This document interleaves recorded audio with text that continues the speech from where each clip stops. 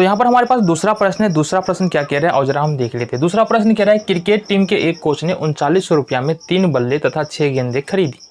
बाद में उसने एक और बल्ला तथा उसी प्रकार की 2 गेंदें 1300 रुपया में खरीदी। तो इस स्थिति को बीजगणितीय और ज्यामितीय रूप में हमको व्यक्त करना है। तो यहाँ पर जो मेनली बात हो रहा है, क्या बात हो रहा है, गेंद और बल्ले की बात हो रहा है। और गेंद और बल्ले में भी खरीदा जा रहा है। खरीदा जा रहा है तो मतलब गेंद और बल्ले के मूल्यों की बात हो रही है। किसकी बात हो रही है? गेंद और बल्ले की मूल्यों की बात हो रही है। लेकिन ना तो यहाँ गेंद का मूल्य पता है और ना ही बल्ले का मूल्य पता है। तो मेनली बेसिकली अपने को करना क्या है, करना क्या है यहाँ पर? तो हम लोगों को यही करना है हमें कि 3 बल्ला और 6 गेंद, बल्ला और गेंद के मूल्यों की चर्चा है। तो यहाँ पर लिखेंगे एक बल्ले का मूल्य, एक बल्ले का मूल्य बराबर x रुपया तथा एक गेंद का मूल्य बराबर y रुपया। अब प्रश्नानुसार देखेंगे तो गौर से देखना, 3 बल्ला और 6 गेंद 3900 रुपया में खरीदा जा रहा है। तो अगर एक बल्ला का दाम x रुपया है तो 3 बल्ला का दाम कितना हो जाएगा? 3x रुपया हो जाएगा ना। मतलब मान लो एक बल्ला 200 का है तो 3 बल्ला कितना हो जाएगा? 200 गुने 3 तो हो जाएगा। तो एक बल्ला x का है तो 3 बल्ला कितने का हो जाएगा? 3x का हो जाएगा। यही समझाने की कोशिश कर रहे हैं। इसी तरह से देखेंगे, एक गेंद का मूल्य y रुपया है तो 6 गेंद का मूल्य 6y रुपया होगा। दोनों मिला के जो मूल्यों का योग है वो 3900 है। तो ये लिख दे रहे 3900 और ये बन गया तुम्हारा इक्वेशन फर्स्ट। तो पहले समीकरण को हम बीजगणितीय रूप में यहाँ पर दर्शा चुके हैं। अब समीकरण 2 के लिए देखना है। तो यहाँ पर क्या लिखेंगे? तथा अब देखो क्या कह रहे हैं, बाद में उसने एक बल्ला खरीदता है तो एक बल्ले का दाम तो पता है हमको x रुपया है और 2 और गेंदें कहाँ है? 2 और गेंद, तो एक गेंद का दाम y रुपया, 2 गेंद का दाम 2y रुपया। कितना में खरीदा? 1300 रुपया में। ये बन गया तुम्हारा इक्वेशन सेकेंड। तो यहाँ भी हम लोगों को क्या है, दोनों इक्वेशन मिल गया। यहाँ पर कोई समस्या बिल्कुल नहीं। ये हो गया बीजगणितीय रूप। अब यहाँ पर हम चलेंगे ज्यामितीय रूप की ओर या ग्राफीय विधि की ओर। समीकरण 1 से, तो समीकरण 1 क्या है हमारे पास? समीकरण 1 है 3x + 6y। यहाँ से देख लेते हैं, थोड़ा सा जगह बचेगा। 3x + 6y बराबर 3900। ये है 3x + 6y बराबर 3900। अब अगर यहाँ पर हम क्या करें, x बराबर मान ले, जब x बराबर 100 मानते हैं, कितना? 100। यहाँ पर देखो 1 2 मानेगा तो फिर दिक्कत है, यहाँ पर बड़ा वैल्यू लेना पड़ेगा। x बराबर हम मान लेते हैं 100। तो ये होगा 3x के जगह पर 100 + 6y बराबर 3900। ये हो जाएगा 300 + 6y बराबर 3900। अब इस 300 को उठा के दूसरी तरफ ले जाएंगे, प्लस में है, इधर जाके माइनस में हो जाएगा। 6y बराबर हो जाएगा 3900 अब -300। इट मीन्स कि 6y बराबर हो जाएगा तुम्हारा 3600 और x है ना, हाँ 6y बराबर, और y बराबर हो जाएगा कितना? 3600 और बट्टे में 6, मतलब 6 छागे 36, ये निकल के आ जाएगा 600। ये पहला वैल्यू निकल गया। ये क्या निकल गया तुम्हारा? पहला वैल्यू निकल गया किसका? x और y का। अब लो, जब x बराबर, एक वैल्यू तो और रखना है। x बराबर क्या ले ले बता दो जरा। ये हमने 3 ले लिया है यहाँ पर और 16 ले रखा है ना हमने।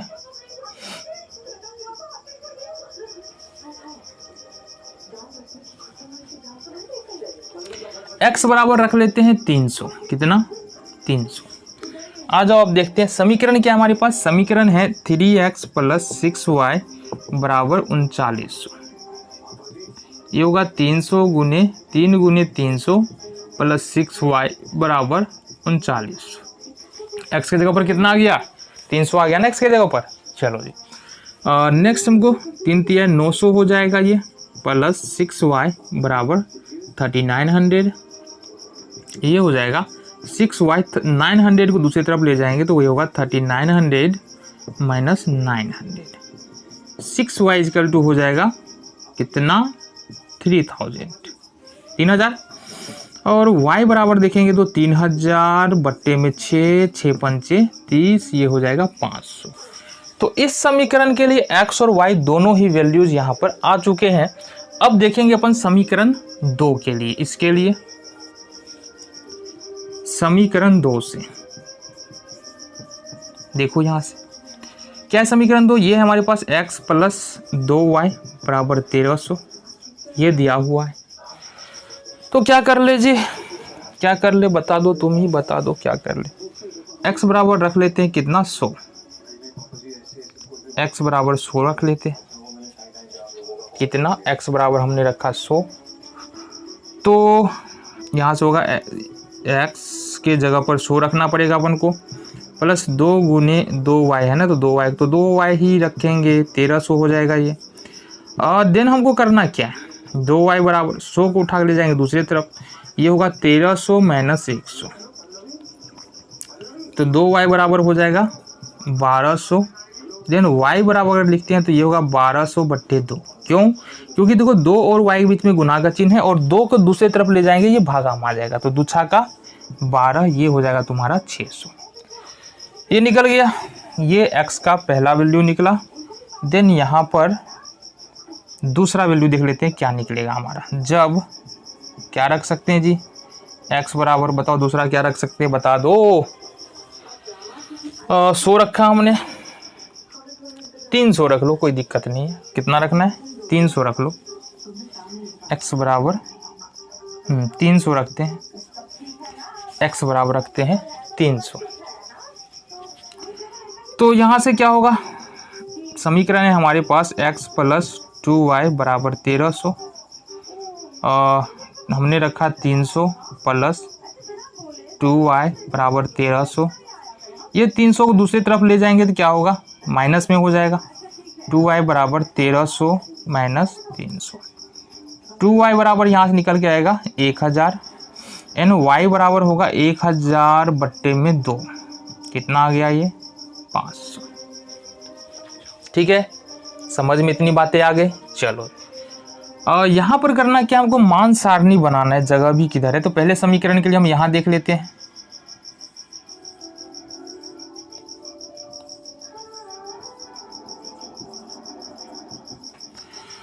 तो पहले समीकरण के लिए x बराबर रखा है हमने 100 और y बराबर आया है कितना 600, तो 100 और 600। और दूसरे समीकरण में देखेंगे हम रखे हैं दूसरा मान देखेंगे ना, इसका दूसरा मान जो रखा है हमने x बराबर 300 और y का मान यहाँ पर आया है हमको 500। ये पहले समीकरण का हो गया। जो समीकरण है वो लिख दे रहे हैं हम। ये समीकरण हमारे पास 3x प्लस 6y बराबर 3900, 3x प्लस 6y बराबर 3900 ये है। देन दूसरे समीकरण के लिए देखेंगे मान सारणी, यहाँ पर बना देते हैं हम।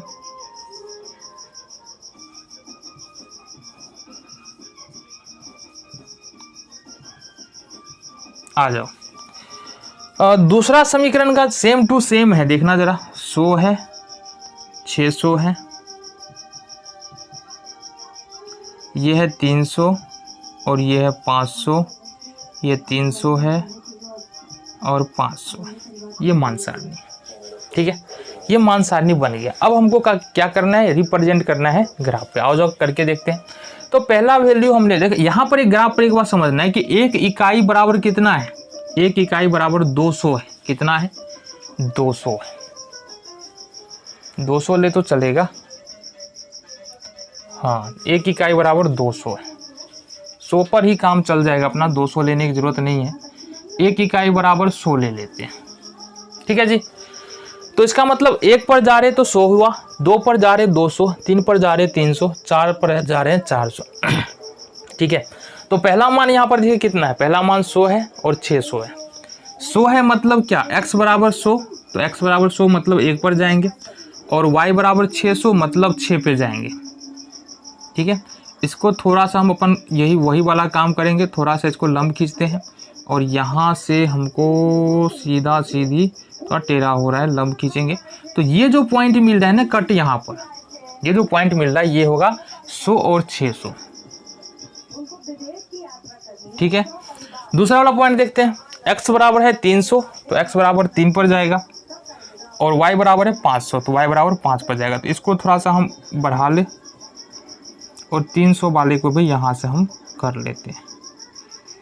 तो ये यहाँ पर कट रहा है, यहाँ पर क्या आ रहा है 300 और 500 आ गया जी।